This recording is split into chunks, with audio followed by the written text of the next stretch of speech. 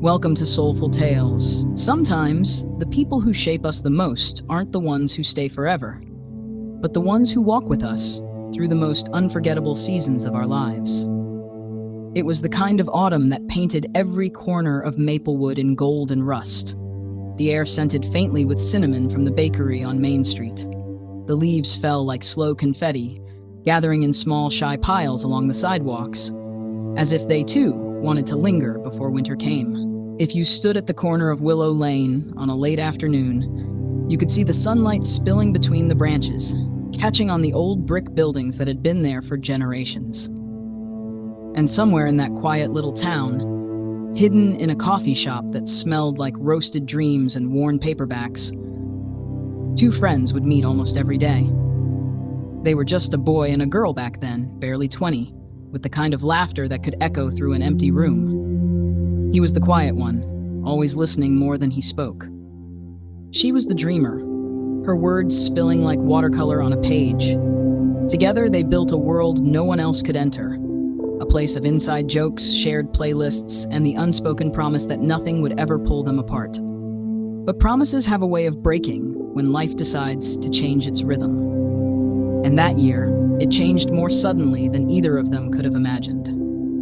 This is the story of how they met, how they lost each other, and how sometimes friendship leaves a shadow so deep you can still feel it long after the person is gone. The first time they met, the air still held the leftover warmth of summer, but the edges of the day were already touched by autumn's quiet hand. The town of Maplewood was alive in that gentle, unhurried way it always was. Kids riding their bikes down narrow streets, the smell of fresh bread drifting from the bakery on Main Street, the old clock tower chiming in the distance. Ethan was sitting in the farthest corner of Willow & Co., a coffee shop tucked between a thrift store and a bookstore, as if it had been hiding there for decades. He was bent over a worn leather notebook, pen moving slowly, almost cautiously across the page. To anyone else, he looked like just another college kid avoiding the noise of the world. But to him, this place was a sanctuary, the one spot where the voices in his head quieted enough for him to write. The bell over the door rang softly, and that's when she walked in. Her name was Claire, though he didn't know it yet. She had hair the color of late summer honey, loose strands catching the light in a way that made it impossible not to notice. Her eyes searched the room, not nervously but curiously, like she was looking for a piece of herself she'd misplaced.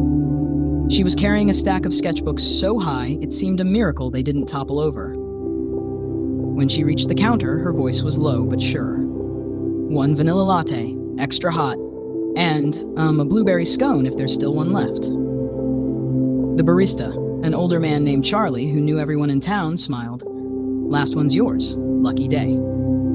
She turned, scanning for a table, and for a moment her gaze landed on Ethan. Not long enough for him to say anything. Just long enough for him to feel it. That strange little spark you can't name but also can't ignore. She sat 2 tables away, near the window where the late afternoon sun spilled like honey over the wood grain. She pulled out a pencil, flipped open one of her sketchbooks, and started drawing. Ethan tried not to watch, but his eyes kept finding their way back to her, to the way she tilted her head when a line didn't look right, to the faint smile that appeared when it did.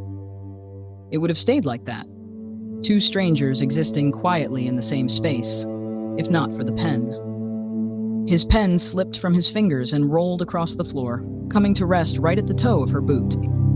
She bent to pick it up, and when she looked up, she smiled.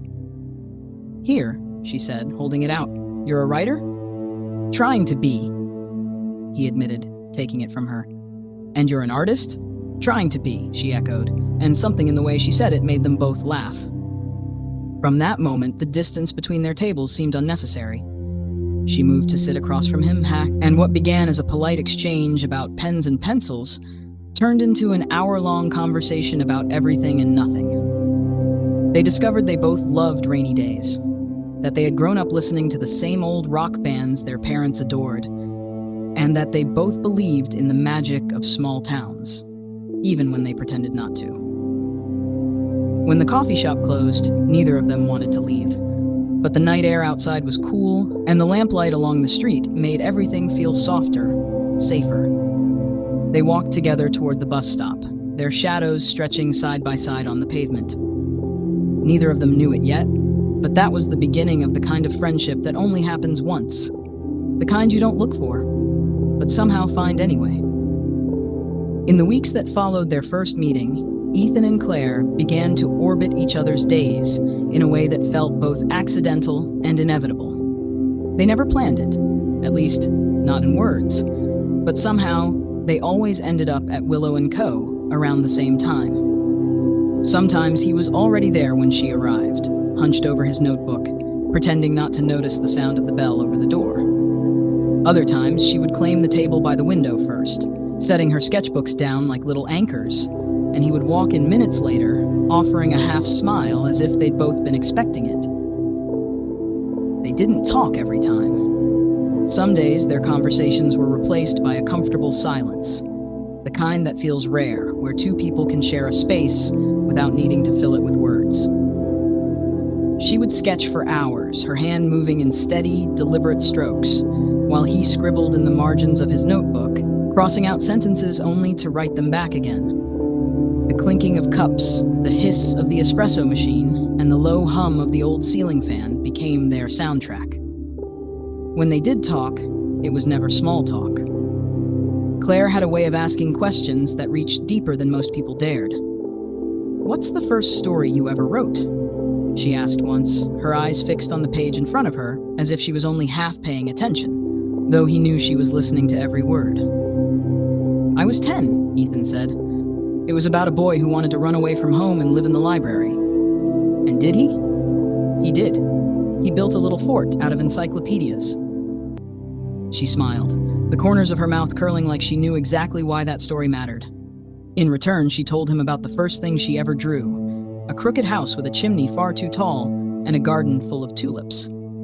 "My mom kept it on the fridge for years," she said. "I think she loved it more than I did." Outside the coffee shop, the seasons began to shift in earnest. The air grew sharper. Morning started with frost on the shop windows, and the maple leaves turned from green to gold to rust. On one particularly cold afternoon, Claire arrived wearing a scarf the color of deep burgundy, her cheeks pink from the wind. She set a paper cup in front of Ethan before taking her seat. "You looked like you needed this," she said. He took a sip and found it was exactly how he liked it, black, with just a hint of cinnamon. "How did you know?" she shrugged. "I notice things." Ethan realized slowly that Claire wasn't just good at noticing. She collected details the way some people collected coins or postcards, the tiny crease in his brow when he was stuck on a sentence, the way he tapped his fingers against the table when he was thinking. Even the fact that he always paused before turning a page, as if giving the words a moment to breathe. They began walking home together more often, their routes sometimes detouring through side streets lined with bare trees, or past the park, where children's laughter echoed against the cold. He learned she lived in a small apartment above a florist's shop, and that her windowsill was crowded with plants, all of them thriving, except for a stubborn little cactus she kept forgetting to water. One night, as they stood outside her building, Claire looked up at him with that same curious expression she'd worn the first day they met. "You know," she said, "I think you're the only person I've met who doesn't make me feel like I have to explain myself." Ethan didn't know what to say to that. So he just smiled, and for the first time in a long time, he felt like maybe he didn't need to explain himself either. It was a late Thursday afternoon when Ethan found Claire hunched over her sketchbook in the corner booth. The light outside was fading, the kind of dusky gold that made everything feel slower, softer. But her pencil wasn't moving. She was staring at the page as if it had been speaking to her and had suddenly gone silent. He slid into the seat across from her without a word. Only after a long pause did she glance up. "Hi," she said, but her voice was quieter than usual. "Hi," he replied. "What are you working on?" Her eyes dropped back to the page. "I'm not sure anymore." He leaned forward, catching a glimpse of the paper. It was a portrait, or the beginning of one, of an older woman with lines around her mouth and eyes that seemed to be looking past the edge of the page. The details were half-formed, shadows sketched but not shaded, the lips a single tentative curve. "She looks important," Ethan said softly. She was, Claire murmured. Then, almost too quickly, she closed the sketchbook. The air between them shifted, heavier now. Ethan didn't press. He'd learned by then that Claire revealed things in her own time, that pushing would only make her retreat. Instead, he reached for his coffee, took a sip, and let the moment breathe. They sat there for nearly an hour. The silence stretched between them like a thread neither of them wanted to cut. Outside, the streetlights flickered on, one by one. At some point, Claire opened her sketchbook again. But this time, she turned to a blank page and began drawing something entirely different. He didn't ask why, she didn't explain. It became a pattern in the days that followed. Every now and then, he would catch her staring at that unfinished portrait, her pencil hovering just above the paper. Sometimes she would add a faint line or darken a shadow, but she never finished it. And she never told him who the woman was. One evening, after they left the coffee shop, Ethan walked her to her building. The air smelled faintly of rain, though the sky was clear. On the stoop, she hesitated before unlocking the door. "Do you ever start something?" she asked suddenly, "and realize halfway through that maybe you can't finish it?" He thought about his notebook, about the half-written stories he'd abandoned over the years. "All the time," he admitted. "And what do you do then?" "I keep it," he said. "Even if it's not finished, maybe especially then." She gave him a small smile, not the easy, playful one he'd seen before, but something softer, almost fragile. "Yeah," she said, more to herself than to him. "Maybe especially then." That night, Ethan found himself lying awake, thinking about that unfinished portrait, about the way she closed her sketchbook so quickly, and the quiet weight in her voice when she said "was." He didn't know the whole story, but he could feel the edges of it, like tracing the outline of a picture hidden under another page. And though he didn't fully understand why, he knew it mattered. To her, and now somehow to him. The first rain of October came suddenly, as if the sky had been holding its breath for weeks. Ethan had been sitting by the window in the coffee shop, notebook open but untouched, when the sound began, soft at first, like fingertips on glass, then louder, heavier, until the world outside blurred into streaks of silver. Claire arrived 10 minutes later, her hair damp, raindrops clinging to her coat. She didn't seem in a hurry to shake them off. Instead, she stood by the door for a moment, watching the rain as if she had been caught mid-thought. Only when their eyes met did she cross the room. "You're early," she said, sliding into the booth. "You're late," he countered gently. She smiled faintly. "Maybe we're both exactly on time." Her sketchbook was in her hands, edges curled from use. She set it down between them, but didn't open it. For a while, they just listened to the rain, the sound of it on the awning above the shop, the cars hissing along wet streets. There was something about rain that made words heavier, more deliberate. Finally, Claire spoke. She loved this kind of rain. Ethan tilted his head. "Who?" She hesitated, then tapped the cover of the sketchbook. "The woman you saw, the one I can't seem to finish." It was the first time she had acknowledged the portrait out loud. Ethan leaned in slightly, not wanting to break the fragile openness of the moment. "Tell me about her," he said. Claire's gaze drifted to the window. "Her name was Marin. She was my art teacher, but she was more than that. She taught me to look at things until I saw them differently. To notice the way light touched the edge of a leaf or how shadows could tell you as much as the thing casting them. I was 16 when I met her, and she..." Claire broke off, her lips pressing together as if the rest of the sentence was too sharp to say. "She sounds important," Ethan said quietly. "She was," Claire whispered, "until she wasn't." A long silence followed. Outside, the rain softened, the drops growing slower, heavier. Ethan didn't ask what had happened. He could sense it wasn't time yet, that some truths were like seeds, needing their own season to break the surface. When they finally left the coffee shop, the streets were slick and shining, the air smelling like metal and earth. Claire walked beside him, her steps slower than usual. At the corner, she stopped. "Sometimes," she said, "you think you'll have more time, and then one day you look up and it's gone. Just gone." Her eyes glistened in the streetlight, but she didn't cry. She just stood there, holding her sketchbook against her chest, as if the unfinished portrait inside could anchor her to something she was afraid to lose completely. Ethan wanted to reach out to offer some kind of comfort, but he knew better. Some silences were not meant to be filled. So he simply nodded, and they kept walking. That night, back in his apartment, Ethan took out his notebook and wrote a single line across the first blank page. Some portraits are never meant to be finished. He didn't know yet if he was talking about her or himself. A week passed without seeing her.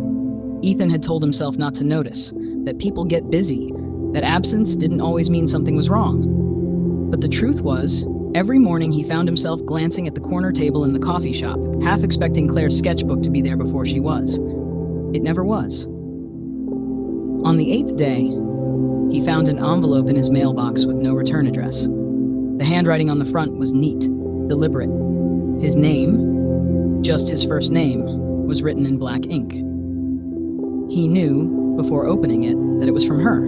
Inside was a single sheet of paper, no date, no greeting, just words that felt like they had been sitting in her chest for years. Ethan, there are things I haven't told you because I didn't know how to say them without making them real. But they're real anyway. They've been real for a long time. The woman in the portrait, Marin, she died 3 years ago. I never said goodbye. I never even told her what she meant to me. I kept thinking I would. That I'd find the right time, the right words. But then time ran out, and now I'm left with this unfinished face on a page that I can't bring myself to complete. You once asked why I draw people. The truth is, I draw them because it's the only way I know how to keep them here. But no matter how many lines I add, they never stay. I don't know why I'm telling you this, except that you feel like someone who will understand. There was no signature, just the faintest smudge of graphite on the bottom corner of the page, as if her hand had trembled while writing. Ethan read the letter twice, then a third time, his eyes tracing the curves of her handwriting as if they could give him answers the words couldn't.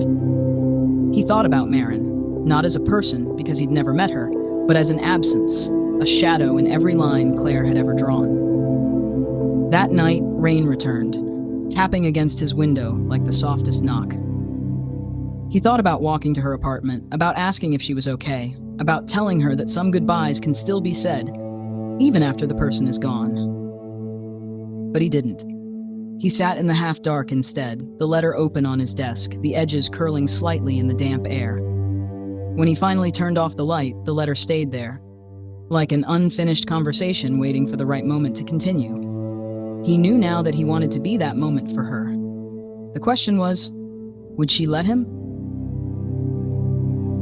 2 days after the letter arrived, Ethan saw the flyer.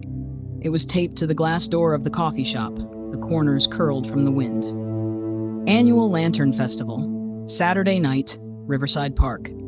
He remembered going once years ago when the river was still clean enough to catch reflections. The sky had been full of drifting lights, each one carrying a wish. He had written nothing on his lantern back then. He couldn't think of anything he wanted badly enough. Now, he knew exactly what he would write. He bought 2 tickets. When Saturday came, the city felt heavier than usual. The air was thick with the smell of wet pavement and leaves that had been rained on for too long. He almost convinced himself not to go, until he saw her. Claire was standing by the park entrance, sketchbook tucked under her arm, hair pulled back in a loose braid that looked like it had been done in a hurry. She hadn't seen him yet, and for a moment he just watched her, the way her gaze lingered on the paper lantern stalls, but her hands stayed still at her sides. He walked over slowly, as if too quick a step might break whatever invisible thread had pulled them both here. "You came," he said softly. Her eyes widened, then softened. "I almost didn't. I'm glad you did." They bought their lanterns in silence. The paper felt delicate in Ethan's hands, like one wrong fold might undo it completely. Claire held hers as though it were already carrying something important. By the riverbank, people were crouched over their lanterns, writing names, wishes, apologies. Ethan crouched too, uncapping the marker, but hesitated before writing. Claire sat beside him, knees drawn close, her breath making the paper ripple. "What are you going to write?" she asked. He looked at her, not the lantern. That some goodbyes can still be said even if the person isn't here anymore. She blinked, and for a moment he thought she might look away. Instead, she lowered her gaze to her lantern and began to write. He didn't try to read it. When they placed the lanterns on the water, the current took them gently, side by side. Dozens of others joined, small glowing boats drifting into the dark. Claire whispered something he couldn't catch. He didn't ask her to repeat it. Sometimes the words are meant for the river, not for people. As they walked back, she didn't speak, but her arm brushed his once, lightly, like a quiet thank you. And though it was nothing more than that, Ethan felt the space between them shift. Just a little, but enough to notice.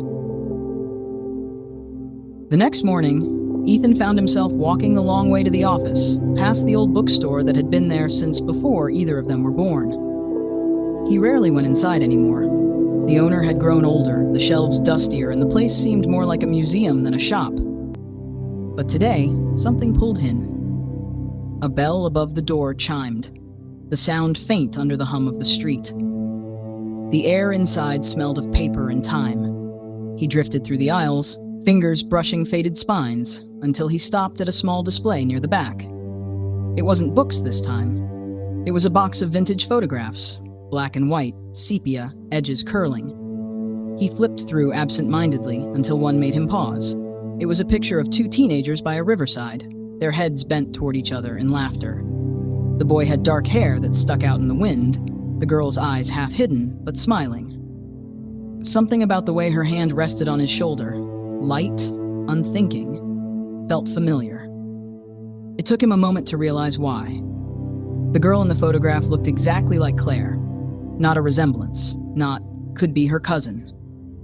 It was her, just younger, maybe 17 or 18, wearing a sweater with frayed sleeves and an expression he had never seen on her face in all the years they'd known each other. There was a date scribbled on the back in blue ink, October 14th, 2008. That was years before he had met her. The bookstore owner shuffled by, glancing at the photo in Ethan's hand. Ah, those are from an estate sale. Belonged to a man who used to take pictures all over the country, never labeled most of them. Ethan looked again at the boy in the photo. He didn't recognize him, but something in his chest tightened, a small, inexplicable knot, as he imagined who that boy might have been and why Claire had never mentioned him. Without thinking too hard about it, he bought the photograph and slid it carefully into the inside pocket of his coat. That evening, he sat at his kitchen table, the photo in front of him. He stared at the captured moment, the wind in her hair, the light in her face, and wondered how many versions of someone a person could carry without anyone else knowing. And for the first time in years, Ethan felt a quiet fear he couldn't name. 3 days passed before Ethan mentioned the photograph to Claire. It wasn't because he had forgotten. If anything, the opposite was true. He found himself pulling it from his coat pocket every night, staring at the image as if it might shift and reveal more. But he hesitated, unsure of the right moment. Unsure if there was a right moment. On the fourth evening, the moment chose him. Claire called him just after sunset. Her voice was uneven, not breaking exactly, but thinner than he had ever heard it. "Ethan, can you come over now?" she asked. He didn't ask why, he just said, "I'm on my way." Her apartment was on the other side of the city, and the winter traffic was slow, but when he arrived, he found her standing at the door as if she had been waiting there the entire time. She didn't hug him. She just stepped aside to let him in. The living room was dim, lit only by the orange wash of a single lamp. On the coffee table was a small wooden box, its lid open. Inside were letters, dozens of them, maybe more, folded neatly in envelopes so worn they looked ready to tear. "They came in the mail today," she said, sitting down on the couch. "From someone I thought I'd never hear from again." Ethan sat opposite her, the weight of the photograph suddenly heavy in his coat pocket. She picked up the top envelope and turned it over in her hands without opening it. "Do you remember how I told you there were parts of my life I don't talk about? This is one of them." Her eyes flicked to his, a quick, searching glance, as if deciding how much she trusted him. And then, almost like an afterthought, she added, "The boy in that photograph you're carrying, I knew him. I loved him, and I thought he was gone." Ethan froze. He hadn't told her about the photograph. He hadn't even mentioned going to the bookstore. "How did you?" he began, but she shook her head. "Ethan, please," she said softly, "don't ask me that yet. Just Stay. The room fell into a silence so complete that Ethan could hear the ticking of the wall clock, each second stretching longer than it should. Somewhere in that quiet, he realized, whatever this was, whatever had come back into Claire's life, it was going to change everything. Ethan sat there, the lamplight painting soft shadows across Claire's face, watching her thumb the edge of that unopened letter as if it were sharp enough to cut skin. Finally, she slipped a finger under the seal and tore it open. The paper inside was thin, the kind that crackled softly when unfolded. Her eyes scanned the first few lines, and then her breath caught, almost a gasp, but quieter. She pressed the paper to her chest for a moment before speaking. "It's from Michael," she whispered. Ethan didn't know the name, but the way she said it, almost reverent, almost afraid, told him more than any explanation could. "I met him in Boston," she continued, her gaze fixed on some point far beyond the walls of the apartment. "We were inseparable. We thought we had forever. And then one night, he disappeared. No goodbye, no note, nothing. I spent years thinking he was dead." She placed the letter on the table with trembling hands. This is the first time I've heard from him since." Ethan leaned forward, glancing at the neat, slanted handwriting on the page. The first line read, "Claire, if you're reading this, it means I've run out of time." The words hit like a cold wind. Claire swallowed hard and kept reading aloud. "I'm sick. There's no coming back from it. But before I go, there's something you need to know. Something I should have told you the night I left. The bookstore, the photograph, none of it was an accident." Ethan's pulse quickened. The bookstore? The photograph? The letter was speaking about things that had only happened days ago. Claire's voice shook. "Ethan, how could he know?" Ethan reached into his coat and pulled out the photograph. He placed it on the table beside the letter. The boy in the picture, Michael, was smiling at someone just out of frame. And suddenly, Ethan realized why the smile felt familiar. He'd seen it before. Not in a photograph, but in the mirror. Claire stared at the photograph, then at Ethan, as if the two images were competing for space in her mind. Her lips parted, but no sound came out. Ethan felt the room tilt, the silence thick enough to feel in his lungs. "Claire," he said softly, "I don't know how to explain this, but I think Michael was my father." The words hung there like smoke. Her eyes widened. "Your father?" Ethan nodded, his throat tight. "I never knew him. My mother told me he left before I was born. She never said his name. But a few years ago, I found a box of his old things. This photograph was in it. I carried it with me because I wanted to understand who he was." Claire reached for the letter again, her fingers trembling. "He wrote this, knowing you would be here." Ethan's chest ached. "I thought finding out about him would be the end of the story. But now, it feels like it's only the beginning." Claire's eyes brimmed with tears. "Michael never stopped loving you, Ethan. He talked about you, even when he thought no one was listening. I think maybe that's why he left me. Because he believed staying would put you in danger." Ethan's voice broke. "Danger from what?" Before Claire could answer, there was a sudden knock at the door. Sharp, deliberate, and too late in the night to be casual. They froze. Another knock, louder this time. Ethan stood, the floorboards creaking under his feet. He glanced at Claire, who was clutching the letter as though it were her only protection. When he reached the door, he hesitated. The quiet on the other side felt heavier than any sound. He opened it, and standing there, framed by the dim hallway light, was a man Ethan had never seen before, but who somehow looked at him like he'd known him all his life. The man's shadow spilled across the threshold, tall and still.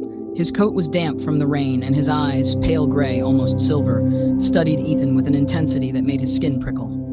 "Ethan Miller," the man said, his voice low but certain. Ethan's mouth went dry. "Do I know you?" The man shook his head slowly. "No, but I knew your father." Claire stepped forward, her face pale. "Who are you?" He looked at her, and something like recognition softened his expression. "You must be Claire. Michael spoke of you too." Ethan's heart was pounding. "You knew Michael? Then you know he's gone," the man interrupted gently. "Yes, I was there, at the end." A heaviness settled over the room, as if the air itself understood the gravity of those words. The man reached into his coat pocket and pulled out a small, weathered leather notebook. "This belonged to him. He told me to give it to you, Ethan, if I ever found you." Ethan took it, the leather warm from the man's touch. It felt heavier than its size suggested, as though it carried the weight of decades. "What's in it?" Ethan asked. The man's gaze shifted, his jaw tightening. "The truth, about why he left, about the people who wanted him gone, about you." Ethan's grip on the notebook tightened. "Who are you?" The man hesitated, then said, "My name is Daniel Cross, and if you want to survive what's coming next, you need to read that tonight." Outside, the rain began to fall harder, drumming against the windows like a warning. Ethan sat on the couch with the notebook in his hands, its leather worn smooth by years of use. Claire closed the curtains, shutting out the restless rain. Daniel stayed by the door, silent but watchful. Ethan undid the small strap that held the cover shut. The hinge creaked softly, and the first page revealed his father's handwriting, bold, hurried, almost impatient, as though every word had been a race against time. "Ethan, my boy, if you are reading this, it means I never made it back to you." His breath caught. Claire leaned closer, reading over his shoulder. "I didn't leave because I wanted to. I left because I had to keep you safe. There were people I once called friends who turned into something darker, something dangerous. One of them is still out there. If they find you, they will use you to get to me, even now." Ethan flipped to the next page. The ink was smudged in places, rainwater or tears blurring the edges of sentences. "Daniel Cross is the only man I trust. If he's with you, listen to him. Don't ask too many questions. Not yet. Just know that everything I did, every mile I walked away from you, was to make sure you could grow up without looking over your shoulder." Claire whispered, "Ethan, this is..." But Ethan wasn't listening. His eyes were locked on the last line at the bottom of the page. "The person who wants to hurt you is someone you already know." A chill ran through him, deeper than the cold outside. His mind immediately flashed through faces, neighbors, old teachers, friends from high school, and then stopped on one. He didn't want to believe it. Daniel stepped forward, voice steady but grim. "Now you understand why I'm here. We don't have much time. Whoever it is, they'll make their move soon." Ethan closed the notebook slowly, the sound of the rain now feeling like a countdown. The storm outside had turned violent, wind clawing at the windows as if it wanted in. Ethan sat frozen, the notebook heavy in his hands. The face in his mind wouldn't go away. It didn't make sense, but it was the only one that fit. Claire noticed the way his jaw clenched. "Ethan, who is it?" He shook his head slowly, as if saying the name out loud would make it real. "No, it can't be him." Daniel's gaze sharpened. "Say it." Ethan swallowed hard. "Mark." Claire frowned. "Mark, as in?" "My best friend since middle school," Ethan said quietly. "The guy who helped me move into this apartment. The guy who knew where my father's workshop used to be." Daniel's expression darkened. "I should have guessed.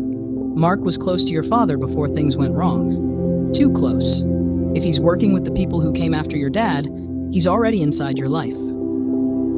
Before Ethan could respond, there was a loud, deliberate knock at the door. Not hurried, calm, almost taunting. Claire's eyes went wide. "Ethan, don't." But it was too late. A familiar voice called through the wood, muffled by the rain. "Hey man, it's Mark. You left your lights on. Thought I'd check on you." The three of them exchanged a look. Daniel moved silently toward the hallway, hand reaching into his jacket. Ethan's heart pounded. Every memory he had of Mark, laughing in the school cafeteria, fixing his car together, sharing secrets at 2 a.m., now twisted into something sharp and unrecognizable. The knock came again, louder. Mark's voice dropped lower, almost playful. "Open the door, Ethan. We should talk before the storm gets worse." Lightning flashed, and for a split second, Ethan saw a shadow move across the frosted glass beside the door, a figure standing too still, too deliberate. Daniel whispered, "He's not alone." The sound of rain pounded like war drums against the apartment's walls. Ethan's breath came shallow, his eyes locked on the door. Every instinct screamed at him to keep it shut, but the voice outside, familiar, warm, and now so wrong, pulled at a part of him that still didn't want to believe. Daniel leaned close, his whisper sharp. "We can't let him in until we know what he wants. And Ethan, I need you to be ready for the possibility that the friend you remember isn't the man standing out there now." Ethan nodded, though his hands shook. Mark's voice came again, smooth and almost mocking. You gonna make me wait out here in the rain? That's not very neighborly. Claire flinched. He sounds different. Daniel motioned for her to back away from the door. Then he stepped forward and called out, his tone casual, almost friendly. What brings you here, Mark? There was a pause. Too long, too calculated. Mark chuckled softly. Just worried about my friend. Saw your lights flickering. Thought I'd check. You know me, always looking out for Ethan. Ethan's heart twisted. That was exactly the kind of thing Mark would have said years ago, but there was an edge beneath it now, something sharp hiding under the words. Daniel glanced at Ethan, then slowly unlocked the chain. Not opening the door yet, just letting the metal click loud enough for Mark to hear. Lights are fine. We're fine. You can head home. Silence. Then, almost a whisper, Mark said, I think you should open the door, Ethan. Because if you don't, the storm won't be the only thing breaking in tonight. The air in the apartment seemed to drop 10 degrees. Ethan's throat went dry. Daniel's hand moved toward his concealed pistol. Claire's fingers dug into Ethan's arm. The next knock wasn't polite. It was a heavy, deliberate slam. And this time, it was followed by the sound of footsteps shifting outside. More than one set. The pounding on the door grew louder, each hit making the hinges groan. Daniel positioned himself to the side, weapon low but ready. His voice was calm, but there was no softness in it. Claire, go to the kitchen. Grab the flashlight and that cast iron pan. Stay low. Claire moved quickly, her bare feet silent against the wooden floor. Ethan's pulse roared in his ears. He tried to steady his breathing, but every slam against the door made his body jolt. Mark, stop this! Ethan shouted, his voice cracking. This isn't you. From outside came that laugh again. Dark, humorless. You think you know me, Ethan? You knew a version of me that doesn't exist anymore. Then, faint but chilling, another voice joined in. Unfamiliar, male, with a rasp that sounded like gravel. Kick it in. Daniel's eyes flicked toward the windows. They're not just here for a chat. They want in, and fast. The next impact on the door was different, heavier, coordinated. The wood frame shuddered. Ethan grabbed the nearest thing he could find, a fireplace poker, and took a step closer to Daniel. Lightning flashed, and for a split second, shadows moved outside the thin curtains. Daniel muttered under his breath, They've got at least 2 out there. Maybe 3. The next bang splintered the wood around the lock. Claire reappeared, hands trembling as she held out the heavy pan. Ethan noticed she'd also stuffed the flashlight into her hoodie pocket, leaving both hands free. Mark's voice came again, right against the crack in the door. Last chance, Ethan. Open it. Or we open it for you. The storm outside wailed like it was warning them, or maybe mourning what was about to happen. The lock gave way with a sickening crack, the door swinging inward under the force of the final kick. Cold rain sprayed into the hallway, mixing with the smell of wet earth and something metallic. Maybe blood, maybe rust. Mark stepped in first, his eyes wild, clothes clinging to his frame from the storm. Behind him, 2 shadowy figures followed, both larger, their faces obscured by hoods. Daniel didn't wait. He swung low with the butt of his weapon, catching the first intruder in the knee. A grunt of pain filled the air, followed by the thud of a body hitting the floor. Claire, now! Daniel barked.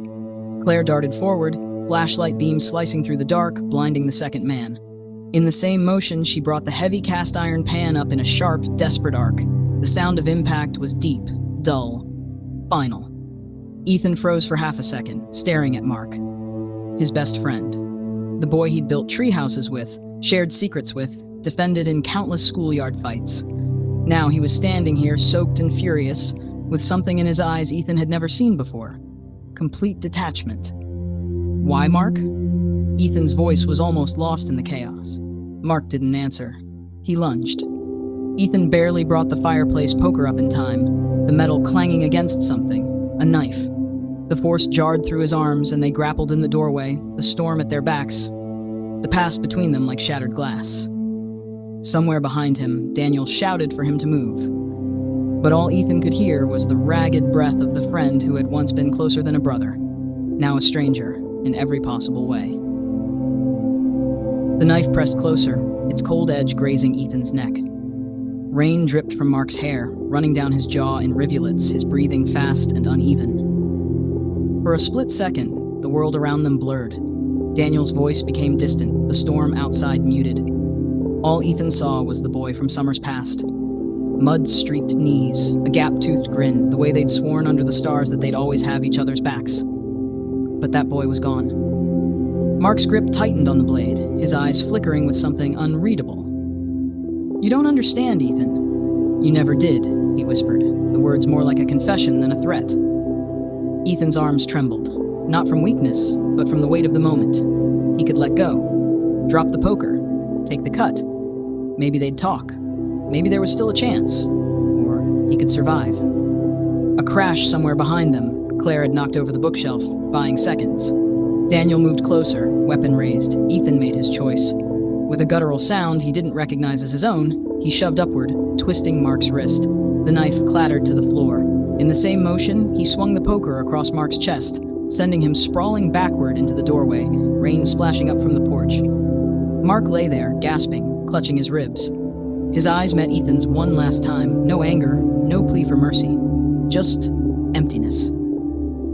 The moment broke something in Ethan he knew could never be repaired. Rain had slowed to a steady drizzle, tapping gently against the window panes. The living room was a wreck. Overturned chairs, books scattered like fallen leaves, a single shoe lying in the middle of the floor. Mark was gone. The front door swung open slightly, the wind slipping in, carrying with it the faint scent of wet asphalt and something else, something like the end of an era. Ethan stood there, chest heaving, his knuckles raw from the fight. Daniel was already moving, checking the hallway, making sure Mark wasn't lurking nearby. Claire sank into the couch, burying her face in her hands, shoulders shaking with silent sobs. No one spoke. There was nothing to say. Through the doorway, Ethan could just make out a lone figure walking down the driveway, shoulders hunched, hands deep in his pockets. Mark didn't look back, not once.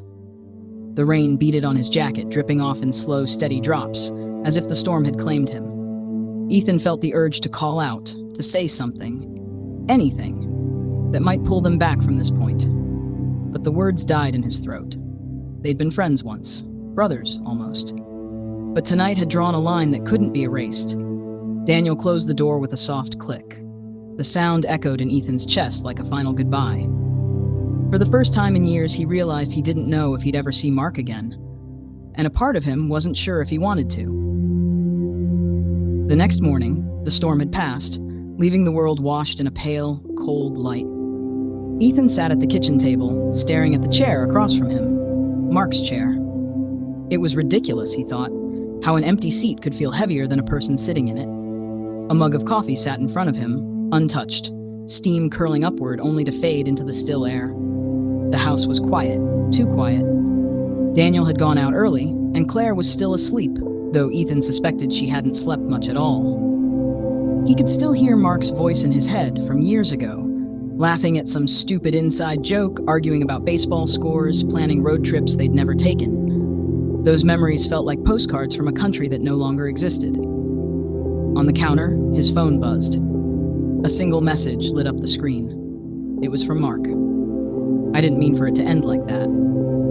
Ethan stared at the words for a long time, his thumb hovering over the keyboard. There were 100 things he could say, 100 ways to start mending the tear. But instead, he locked the phone and turned it face down. Not yet. It was late afternoon when Ethan found himself driving without a destination, the winter sun hanging low, casting long shadows across the road. He passed the old diner where he and Mark used to sit in the corner booth, nursing coffee refills they couldn't afford, talking about everything and nothing. The memories came in fragments. Mark's crooked grin, the way he tapped his fingers when he was restless, the sound of his voice when he said Ethan's name like it was the start of a joke. He parked near the bridge just outside of town, the one they'd once climbed as teenagers, dangling their legs over the edge while daring each other to jump into the river below. The water was calm now, reflecting the pale sky. Ethan stood there for a long time, the cold biting through his coat before pulling out his phone. He typed a message slowly, carefully. "If you're still out there, I'm here." He stared at the screen. For a moment, he almost deleted it, the fear of silence heavier than the fear of rejection. But then he hit send. The The message whooshed away into the invisible space between them. Somewhere he hoped it would land. Days passed. No reply came. But Ethan noticed something shift. Not in his phone, but in himself. For years, the weight of unspoken words had been a stone lodged deep in his chest. Now it felt lighter, not because the distance had closed, but because he had finally reached across it. He returned to the bridge often, sometimes with coffee, sometimes with nothing but the quiet. He would watch the river change with the seasons, the way life kept moving forward, whether or not they stood in the same place. Maybe Mark would write back someday. Maybe he wouldn't. But Ethan understood now that friendship wasn't just about the years they had. It was also about carrying the parts of someone that had shaped you, even when they were gone from your days. And in the quiet of that thought, the wind brushing against his face, Ethan whispered into the empty air, "Thank you, my friend." The words floated away, carried by the river, and he let them go.